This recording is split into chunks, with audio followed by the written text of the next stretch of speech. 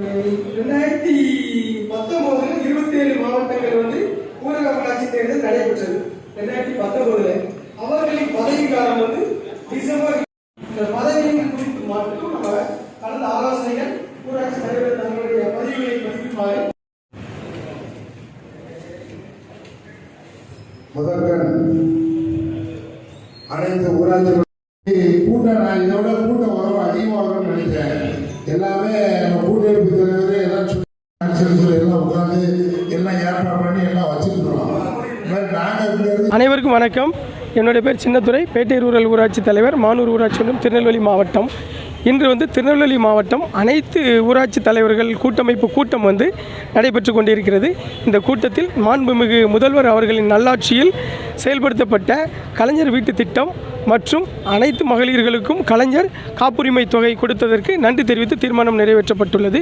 மேலும் 2021 அக்டோபர் தேர்தல் நடந்த 9 மாவட்டங்களுக்கு ஊரக உள்ளாட்சி அமைப்புகளுக்கு தேர்தல் இப்போ 24 நடத்துகிறதாக ஒரு செய்திகள்லையும் நியூஸ்லேயும் வந்துக்கிட்டு இருக்குது.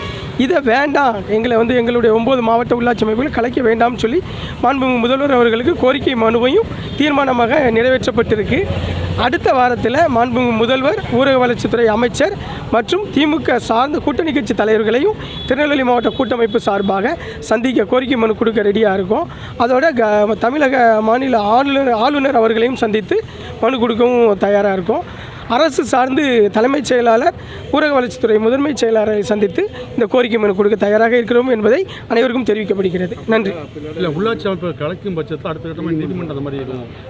உள்ளாட்சி அமைப்புகளை இப்போ நாங்கள் கோரிக்கை மனுக்கள் கொடுக்கறதுலேயே பெரும்பாலும் இருக்க வாய்ப்பு இல்லை. இப்போ என்னென்னா ஓரலாக சொல்லுதாங்களே தவிர எழுத்து மூலமாக இல்லை.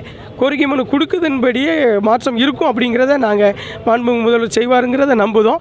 அப்படி இல்லை, அப்படி கலைக்கத்தான் முடிவு பண்ணியிருக்காங்க அப்படின்னா திருநெல்வேலி மாவட்டம் சார்பாகவும் மற்றும் இதோடு சேர்ந்து காஞ்சிபுரம், செங்கல்பட்டு உட்பட 9 மாவட்டங்கள் சார்பாக நீதிமன்றம் நாடுவது என்று முடிவு செய்யப்பட்டுள்ளது.